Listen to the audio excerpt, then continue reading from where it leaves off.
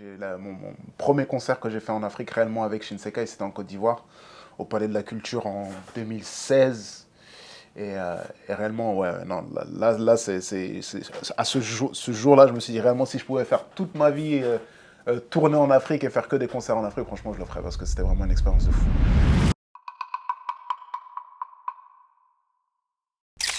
Bonjour Abou, Bonjour, merci d'avoir accepté l'invitation. avec plaisir.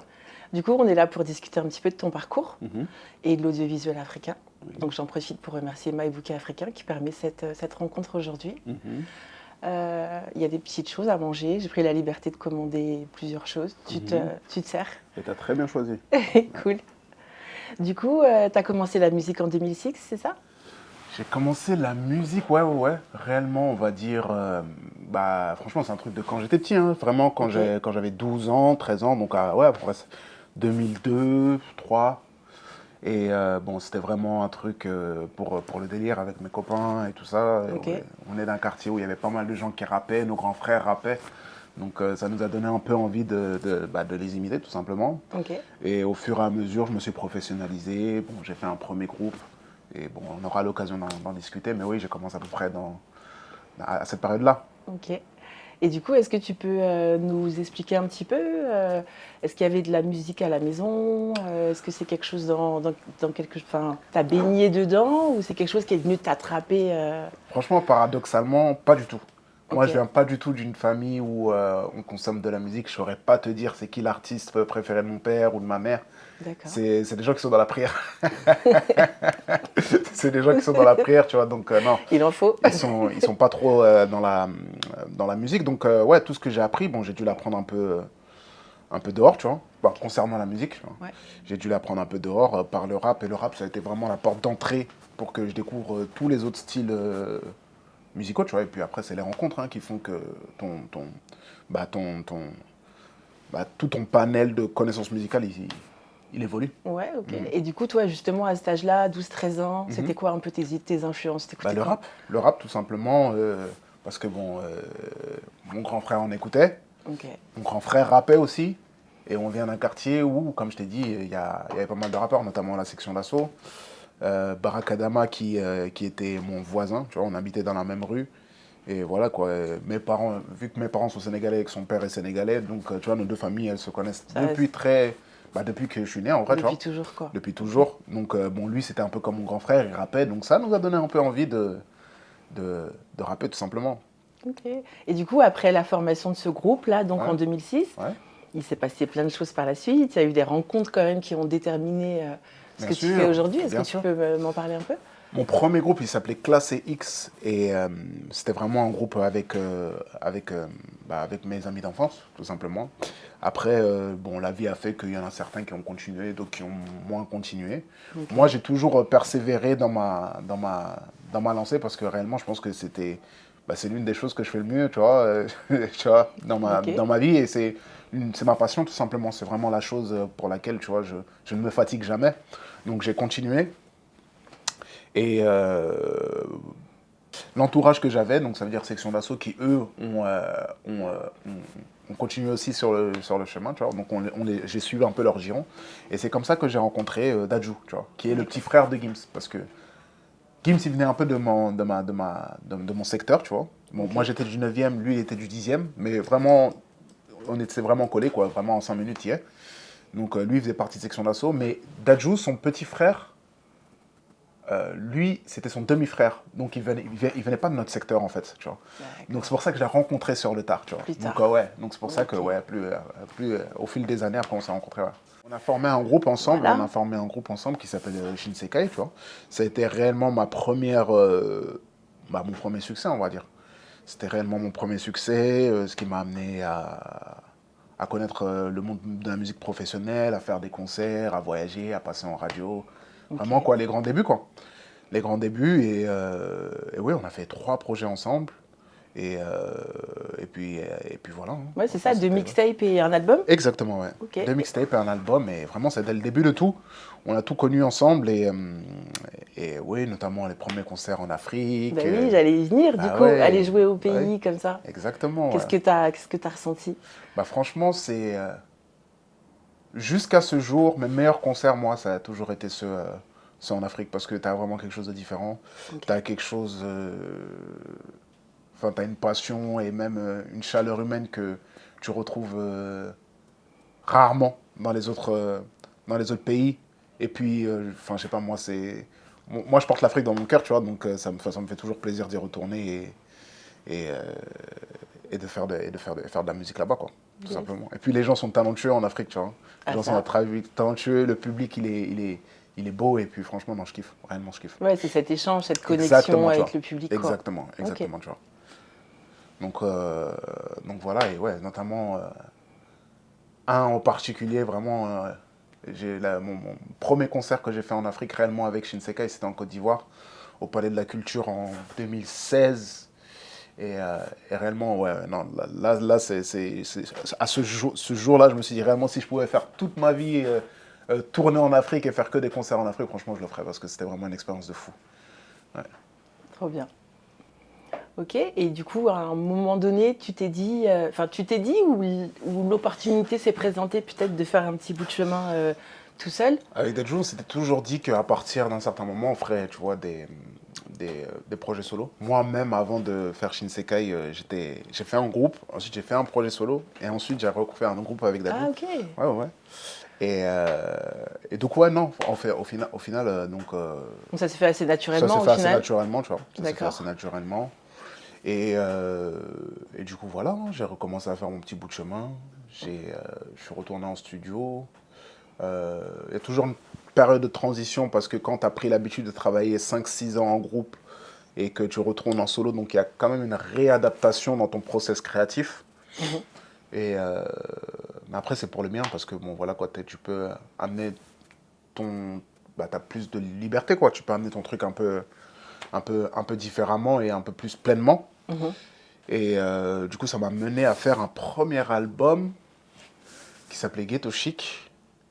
Et ensuite, voilà, c'est comme ça que j'ai commencé mon petit bout de chemin. J'ai sorti quelques EP aussi, 3. Ok. Mais j'ai l'impression qu'aussi ton univers il s'est un petit peu Affiné. élargi, Affiné, ouais. affiné. Ouais, ouais, Enfin, parce que du coup, tu faisais du rap ouais, pur et dur, ouais, quoi. ouais. Aujourd'hui, quand je t'écoute, c'est plus vraiment du rap que Non, j'entends. non, non, non. Du coup, comment ça s'est passé? Est-ce que c'est des choses quand même qui te touchaient déjà un petit peu avant? Dans Bah, ton process, un petit peu, comment ça s'est c'est vrai passé? que, bon, moi, j'ai commencé par le rap. Et ce qu'il y a de fort dans le rap, c'est que le rap, c'est un melting pot de plein d'autres styles musicaux. Hein. Yes. Vu que le rap de base, c'est basé sur le sample, et moi j'ai grandi sur un rap qui était basé sur le sample. Donc voilà quoi, c'est des loops d'autres styles de musique, que ce soit de la funk, de la soul, du Ok. R&B des fois, tu vois. Et même de la bossa nova, beaucoup de bossa nova, mais on y reviendra plus tard. Ok, Et donc t'es parti choper voilà, ici et ouais. là. Vu que j'étais un passionné, et ben, j'allais chercher tout le temps ouais, d'où viennent les samples, qui sont les compositeurs, tu vois. Et c'est ça qui a développé ma musicalité et mon goût pour les autres styles de musique, tu vois. Et D'accord. réellement pour la musique, pour la musicalité réellement, plus que bon, le rap, le débit et, euh, et, euh, et l'écriture, même si aussi l'écriture c'est quelque chose auquel je porte une très grande attention. Mais ouais, c'est ça qui m'a fait découvrir tous les autres styles de musique et c'est ça qui est fort dans le rap, quoi. C'est vraiment ça qui est fort dans le rap. Ok. Et t'as toujours écrit ou c'est quelque chose qui est venu Bah, au fil des années? c'est venu avec le rap, hein. C'est Ouais, venu c'est avec venu le dès rap le début, quoi. dès le début, quoi. Ok. Et le rap, c'est ça qui est bien avec le rap, c'est que le rap, c'est la musique la plus facile d'accès. Tu vois, t'as pas besoin d'avoir une éducation particulière musicale Mm. pour pouvoir commencer à rapper, quoi. C'est ce que tu as en toi, ce que tu as envie de dire et, euh, et l'instrumental qui est devant toi. Et c'est ça qui est magnifique avec le rap. Je pense que j'aurais pas pu commencer ce chemin sans avoir commencé par le rap au vu des armes que j'avais au moment où j'ai commencé. Ok. Et du coup, moi, je me pose une petite question. Bah, forcément, le nom, enfin, dans ton évolution, Ouais. maintenant, tu as un nouveau nom. Ouais. Comment tu t'es inspiré enfin, voilà, monsieur. Ah, Sodade. Bah oui, Ah non. Moi, ça vient d'où? il y a plein de gens, il y a plein de gens qui m'appellent Monsieur Sodade, mais bon, mon nom d'artiste, ça reste quand même Aboutal. Et ouais, j'ai sorti un album qui s'appelle Monsieur Sodade. Et bah, Monsieur Sodade, en fait, ça vient tout simplement. Monsieur Sodade, en fait, c'est un mot portugais qui est beaucoup utilisé au Brésil et qui est un mélange entre l'espoir, la nostalgie. En fait, c'est un mot qu'on qu'on retrouve pas en français dans une traduction parfaite, en fait. Voilà, c'est un mot qui est propre au Brésil, tout simplement, et au Portugal, et tous les pays lusophones, que le Cap-Vert aussi, Césaria Évora. Et moi, je suis quelqu'un qui m'inspire beaucoup de la musique brésilienne. Et je ne sais pas comment ça a commencé, enfin, si je me souviens comment ça a commencé. Et voilà, j'ai toujours eu un attrait, je ne sais pas pourquoi, pour la musique brésilienne. Et pour mon premier album, dans cette direction artistique, et ben, j'ai trouvé que c'était intéressant d'utiliser ce mot qui, pour moi, est un mot magnifique et qui représente bien le Brésil, notamment. Ok, non, je te cache pas que j'ai regardé et du coup, ça m'a interpellé, donc raison pour laquelle. Ouais, et je pense que je ne suis pas la seule. Ouais, c'est ça, c'est ça. Donc je me suis dit que ça pourrait être intéressant non, du coup de. C'est bien. Ça marche. Du coup, là, on va juste faire un petit focus un peu sur tes origines. Du coup, tu es né à Paris, c'est ça, d'origine sénégalaise. Ouais. Est-ce que tu retournes souvent au pays? Ouais, j'ai eu cette chance-là d'y aller assez quand même régulièrement depuis que je suis petit. Mes parents, ils ont fait cet effort-là pour que je connaisse un peu ma culture, tu vois, et là d'où je viens. Donc ouais, et depuis que je suis un peu plus grand, ouais, quand même tous les ans, tous les 2 ans, j'ai la chance d'y retourner. Ouais. Okay. Et tu as eu l'occasion du coup de jouer là-bas ou... Ouais. Tu as parlé de la Côte d'Ivoire tout à l'heure. Ouais, bien sûr. Ouais. J'ai eu l'occasion 2-3 fois d'aller jouer au Sénégal et de voir la famille et tout ça au concert. Okay. C'est quelque chose de spécial. Et là, c'était quoi? C'était un peu l'enfant du pays ou toi, tu es arrivé quand même avec une petite pression quand même? Tu te dis, attends, je vais jouer à la maison. Non, j'ai pas eu de pression particulière. Okay. Juste du plaisir, quoi, tout simplement. Et la chance de pouvoir vivre ce moment, tout simplement, parce que c'est une chance. Ouais. C'est vraiment un truc de fond. Bah, je me souviens de tous les étés que j'ai passés là-bas et à jouer dehors toute la journée. Ouais, non, franchement, et de pouvoir revenir et de faire un concert, ouais, c'est... Et t'as joué où, du coup? C'était, je crois que c'était, j'ai oublié le nom de la place. Okay. C'était pas le truc avec la... C'était pas le stade d'Demba Diop? Okay. Non, à côté des Mamelles, non, c'était pas ça. Okay. J'ai oublié, c'était juste derrière la gare Terre, là. J'ai oublié comment s'appelle ce palais, ce truc d'exposition. J'ai oublié c'est quoi le nom. Mais en tout cas, ouais, j'avais joué là-bas. D'accord, ok. Bah, du coup, comme je le disais au début de l'interview, on est là aussi pour parler de l'audiovisuel africain. Donc, petite pensée encore pour My Bouquet qui nous permet d'être là et qui balance aussi beaucoup de contenu. Est-ce que toi, tu t'es un petit peu attiré par ça? Tu regardes des séries? Est-ce que petit, je sais pas, en famille? Ouais, bien sûr. Bien sûr, quand j'étais petit, moi j'ai vécu un peu au Sénégal. Ok. Ouais, j'ai vécu un peu au Sénégal quand j'avais 15-16 ans, mes parents m'avaient envoyé là-bas. D'accord. Tu connais parce que il y avait des bêtises. Il y avait des bêtises un peu, tu vois. Donc ouais, à ce moment-là, j'ai consommé pas mal. Ma télé, c'était la télé d'Afrique, quoi. Okay. Et du coup, à ce moment-là, ouais, j'ai consommé pas mal à l'époque, ce qui était à la mode, c'était les novellas. C'était les novellas qui étaient grave à la mode. Et ouais, non, après, plus récemment... Bon, tu connais, hein, avec la famille, t'as eu l'émergence un peu des séries sénégalaises, Maîtresse d'un homme marié, Infidèle, tout ça, tu vois. Donc, je suis passé un peu, j'ai pas regardé, mais bon, voilà, quoi, c'est...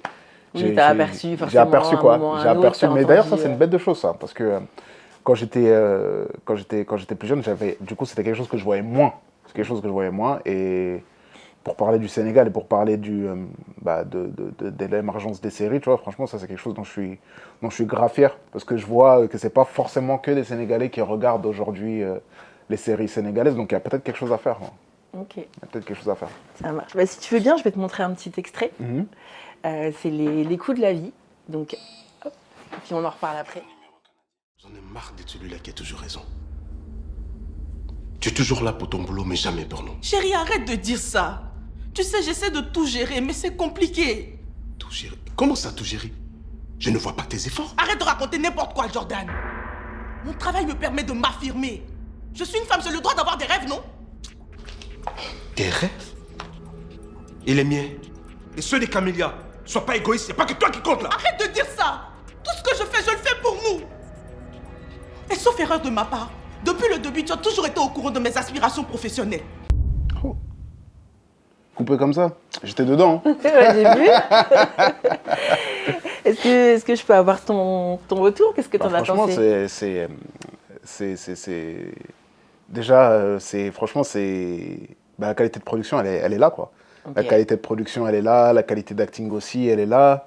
Donc, et comme je t'ai dit, tu vois, j'étais réellement dedans, tu vois. Ok. Comment s'appelle cette série? Les coups de la vie. L'écho ou les coups? Les coups. Les coups de la Les vie. coups de la vie. D'accord, ok. Intéressant, je retiendrai le nom. Parfait. Bah oui, on voit que les choses évoluent, comme tu disais, Ouais, c'est quoi. clair, ouais. Là, carrément, je pense qu'il y a quelques années, ça aurait plutôt été l'inverse, en fait. Je pense que C'est-à-dire, c'est plutôt le mari qui aurait été ouais, sollicité pour son clair. travail. Ouais, Donc c'est vrai que ça. il y a aussi les... C'est vrai, Il y ça. a pas mal de choses qui c'est vrai, ça. évoluent aussi. Ouais, c'est vrai, dans le scénario. C'est Ouais, non, ça. c'est des scénarios qui sont de plus en plus poussés, des scénarios qui sont de plus en plus en phase avec les réalités d'aujourd'hui, tu vois, que ce soit ici ou en Afrique. Et c'est pour ça qu'au final, tu vois, ça parle. Et c'est pour ça qu'aussi l'audiovisuel, il évolue en Afrique, je pense. Et tu vois, quand je te parlais des séries sénégalaises, que je trouve très originales et très fort aujourd'hui, et qu'il n'y avait pas forcément auparavant, c'est que elle se limite plus qu'à la diaspora aujourd'hui en France, tu vois. Parce que je me souviens, au prime de Maîtresse d'un homme marié, t'avais... Enfin, les épisodes, ils étaient attendus par des gens qui n'étaient pas forcément de la communauté. Donc ça veut dire que ça se diffusait et ça touchait un autre public. Et ça faisait écho à un autre public en Europe, tu vois, et dans les autres pays. Et c'est ça que je trouvais fort, tu vois. Et c'est ça, réellement, je trouve qu'il y a une évolution, quoi. Il y a un pas qui a été fait. Quoi. Ouais, il y a un pas qui a Ok. été fait, Mais ouais. c'est intéressant, mais t'as pas l'impression que du coup, c'est un petit peu le même parallèle avec la musique? Franchement, très juste. Très juste parce que la musique, au final, on entendait... Enfin, surtout, par exemple, moi, je vais te parler du rap parce que c'est le rap que je connais bien. Tu avais moins d'écho pour les rappeurs africains en France. Tu vois. L'inverse, il marchait beaucoup. Mais d'Afrique à la France, c'était très difficile. Mais aujourd'hui, tu as des artistes comme... je pense que Kif No Beat, ils ont cassé une porte, tu vois. Et en venant faire des concerts en France et en se mélangeant avec des rappeurs français, Ça a et ouvert des portes, quoi. voilà exactement, ça a ouvert des portes. Ça a ouvert Et des portes. pour le marché francophone, après sans parler des Nigérians aussi qui cassent tout à Ah oui, l'international, mais que ils ce cassent soit tout sur tous les domaines, les en, Nigériens. de en toute façon. Hollywood Bien sûr. et en musique. tu Et vois. en musique aussi. Donc ouais, non, franchement, il y a quelque chose à faire. Moi, je pense qu'on est au tout début de l'émergence de l'audiovisuel, que ce soit de la musique ou que ce soit des séries, des films africains, quoi. Tout simplement. Tu te rends compte de l'évolution qu'on a vue déjà, nous, de quand on était petit à aujourd'hui. Alors imagine-toi dans les 20 prochaines années, sachant que tout s'accélère. Non, ça va. Je pense qu'on va avoir de belles choses. Ok. Et du coup, tu as l'impression, toi, d'avoir une responsabilité par rapport à ça, ou juste de te dire, ok, je fais partie, en fait, je participe à ce changement. Je participe un petit peu au fait que les choses sont en train un petit peu de se déplacer. Quoi. Moi, ma part de participation, j'essaie de l'amener de par la musique, tu vois, de par ce que je sais faire. Moi, j'ai pas eu l'occasion encore de faire d'audiovisuel, mais bon, je me le refuse pas. C'était possible, hein. Ouais, non, pour ce qui est de la musique, après, moi, j'ai collaboré avec des artistes africains. Récemment, j'ai travaillé avec Elon de Kif No Beat sur son dernier projet. Donc, ma part d'aide et de ce que je peux apporter, ma contribution, tu vois, je peux l'apporter par la musique et voilà. Un jour, ça se trouve, tu me trouveras sur MyBookie en train de faire une série. Je me refuse pas ça. Voilà, et puis on repensera forcément à ce moment-là. Exactement, ouais. Ok, du coup, je profite qu'il y ait des micros ouverts. Est-ce que tu as des choses à faire passer? Il y a une actu? Tu travailles sur des trucs en ce moment? Ouais, bien sûr, ouais, je travaille sur un nouveau projet. Bon, j'ai pas encore de date, j'ai pas encore d'infos à donner dessus, mais en tout cas, ouais, non, je suis en studio et je pense que c'est... Ok, tu ça vas va pas arriver trop très en vite. dire? Ouais, je vais Ça pas trop en marche, il dire. faut rester connecté, quoi. Exactement, ouais. Ça marche. Est-ce que, par exemple, dans ton enfance, il y a un conseil ou peut-être une phrase, tu vois, quelque chose que tu as toujours entendu, qui t'a marqué et qu'aujourd'hui encore, tu l'utilises en fait un petit peu pour te booster, bien tu sûr, vois? bien sûr, bien sûr. Tu vois ce que je veux dire? Ouais. Quand j'ai commencé avec Shinsekai, avec Dawala, il m'avait dit un truc du genre, à chaque fois que tu montes un étage, dis bonjour, sois poli, parce que quand tu redescendras, ce sera toujours les mêmes personnes Oui. que tu vas devoir regarder en face, tu vois. Ah, j'aime beaucoup. Donc ouais, non, c'est un conseil qui m'a beaucoup marqué et c'est un truc que j'ai toujours essayé d'appliquer dans ma vie au quotidien, tu vois, de toujours être respectueux, de toujours apporter, tu vois, l'attention et le respect qui est dû aux gens. Ok. Donc ça faisait partie de mon éducation aussi de base. C'est ce que j'allais dire, Mais ouais, c'est c'est ça. l'éducation. C'est l'éducation de base, mais bon, c'est toujours important de le rappeler quand tu es dans un milieu où tu peux être amené à t'enflammer des fois, ou tu vois, parce que bon, c'est des choses qui arrivent malheureusement dans la musique, tu vois. Et ouais, non, c'est un conseil qui m'a toujours été, utile, tout simplement parce que la vie, elle est faite de haut et de bas, tu vois. Yes. Et quand j'ai eu des bas, eh ben, j'ai toujours retrouvé des gens qui m'ont aidé pour pouvoir repartir de plus Remonter. belle. Donc, ouais, non, c'est un conseil qui m'a été beaucoup, beaucoup utile. Ok, merci beaucoup, Abo. Merci à toi, c'est gentil. On reste connectés. Yes, à tu.